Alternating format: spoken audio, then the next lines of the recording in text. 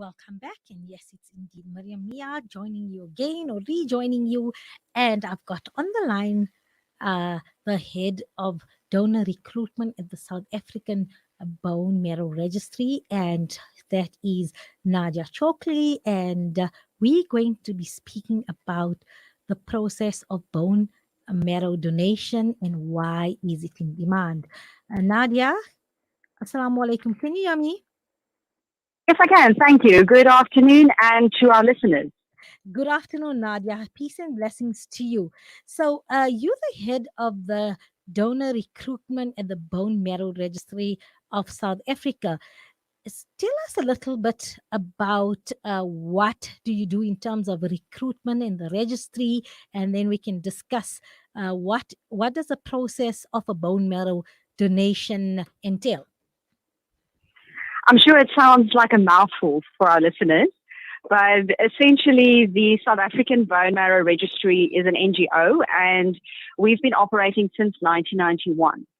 Now, we are a fully comprehensive registry, and we're accredited with the World Marrow Donor Association.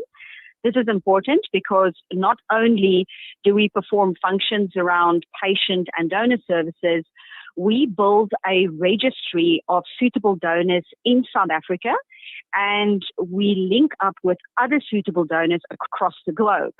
So donors on our registry are actually part of a family of 36 million potential donors, which really puts us at a better stance at the moment than where we are with our 74,000 database in South Africa.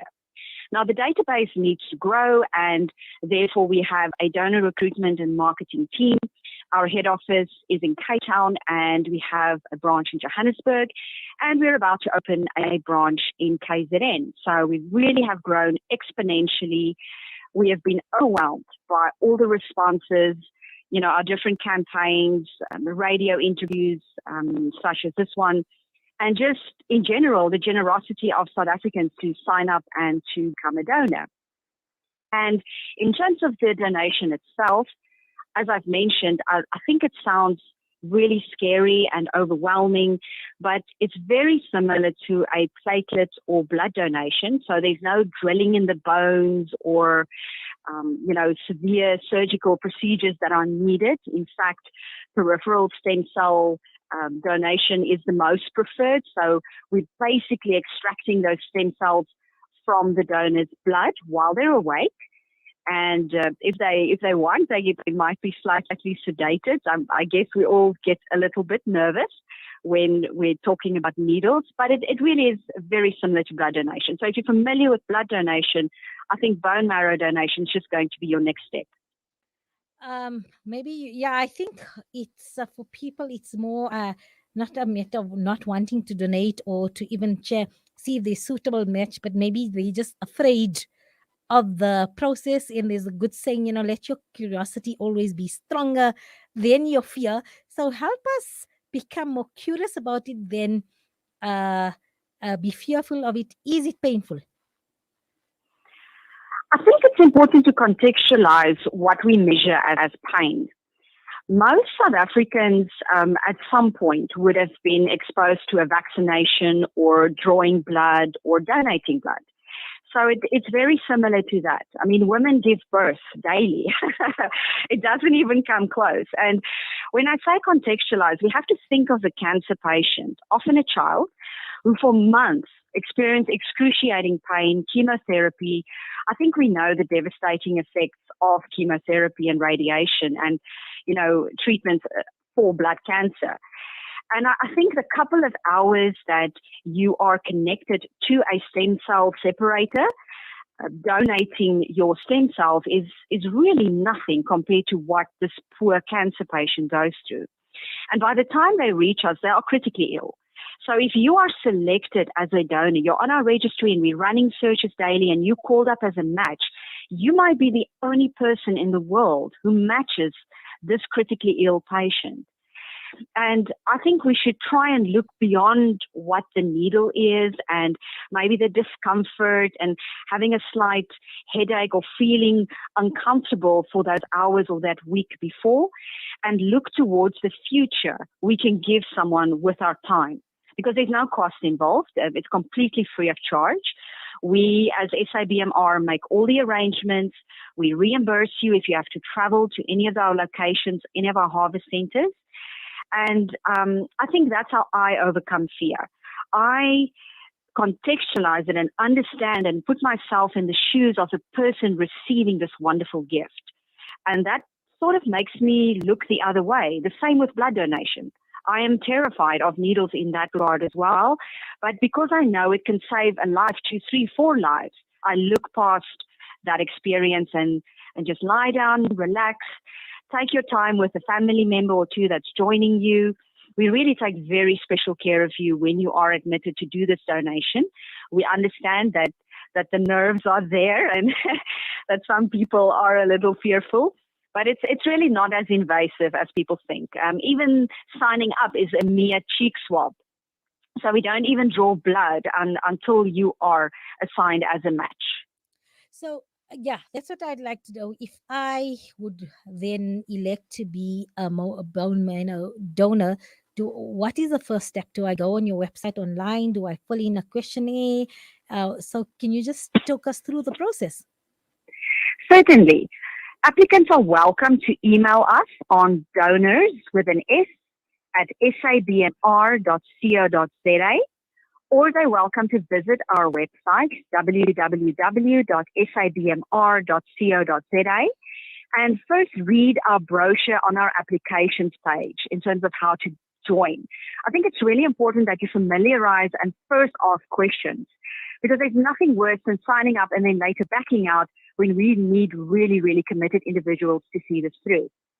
From there, the site will take you through screening. It's mainly medical screening to check your eligibility and if there's no risk to you or the patient in continuing with it. So we're also assessing if you are medically fit enough to continue with it. And don't be alarmed, because many conditions would still allow you to continue the application procedure. So take a chance. You never know. You might just be that eligible candidate. And once you're eligible, the team will contact you depending on the province you're in, and we will then make arrangements for delivery or an appointment for you to do the cheek swab, which we refer to as a buccal swab, and also to get the swab back. This swab is then sent to a laboratory for processing. So we're processing, we call it HLA, human leukocyte antigen, but essentially it's your DNA, and that is uploaded in coded form to our registry, where you will remain until you are 60 or until you hopefully stay healthy, but otherwise let us know if you have a condition. Then, sometimes conditions develop later on in life, and we will then remove you. And literally you have to be between the age of 16 to 45. So the younger the donor, the better the outcome for the patient. So, Nadia, I'm just processing this you gave us in terms of what the pathway is for this. So, all I have to do is, for now, the cheek swab, and then once there is somebody you need, so you determined I'm a match to assist somebody, only then will, so it's not like blood basically, there's a blood drive and you go in for that maybe 20 minutes or so, donate blood, and then until maybe a year later or whatever the interval is, I'll be put in registry only once there is a need and I am a match. Then I'll be contacted to say, you know what, somebody is in urgent need of a donation of your bone marrow. Can you please come in? And that's when the actual extraction process will take place.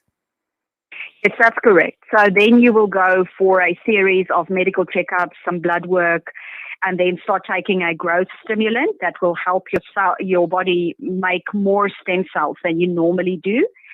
And this is really, we're talking a level of discomfort similar to having a headache, nausea, and maybe stiff joints.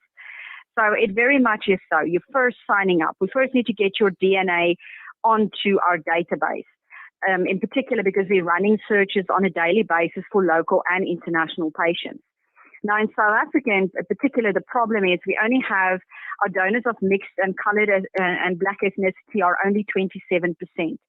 So that poses a huge problem in terms of individuals signing up. We really need more people with a mixed black and colored and Indian and other group ethnicity than Caucasian.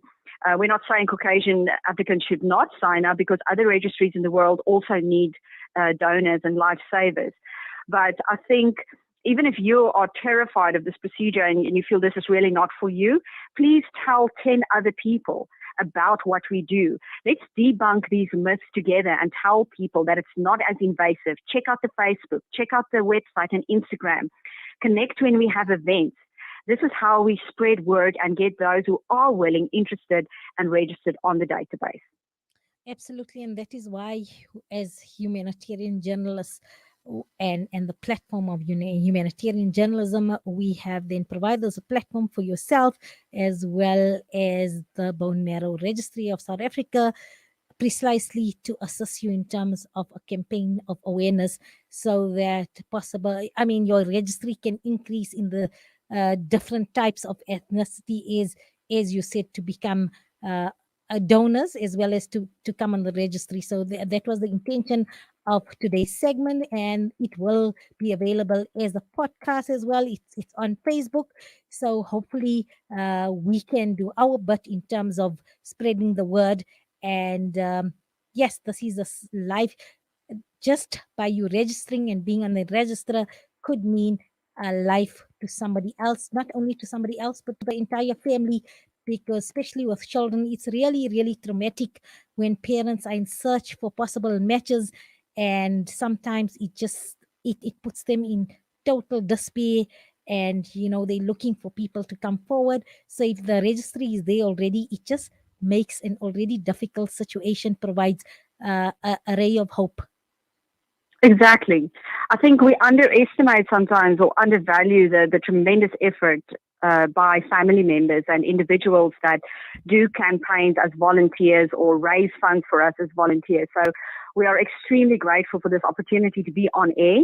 And we hope that individuals that are listening would either sign up or visit our contact page and perhaps click on the link that allows you to submit an event idea where we collaborate with you, we train up volunteers or fly down or up to where you are, and we help put together an event where we could literally swab and sign eligible candidates up. And the president did relax the lockdown regulations a bit last night, so that shines on us definite favor in terms of having a few more, a bit more traffic when we have our events. And we do take all COVID regulations for our events and processing our kits as they come into the office. We take it very seriously. So I'm really hoping that this reach far and wide. And thank you so much for this opportunity. It's an absolute pleasure, and you stay well. And we wish you all the best in terms of getting the message out there that it's only a swab. Please consider just the swab, and thereafter, as long as you're on this registry, you could help prolong and provide comfort and hope in a good quality of life, not only for an individual, but for a family. So thanks so much, Nadia, for being on air, and good afternoon. Thank you so much. Have a lovely day further. Thank you. We're going to go for a short break, and then we're going to speak to Sister Shamshad Sayed about the upcoming South African National Women's Forum Empowerment Conference.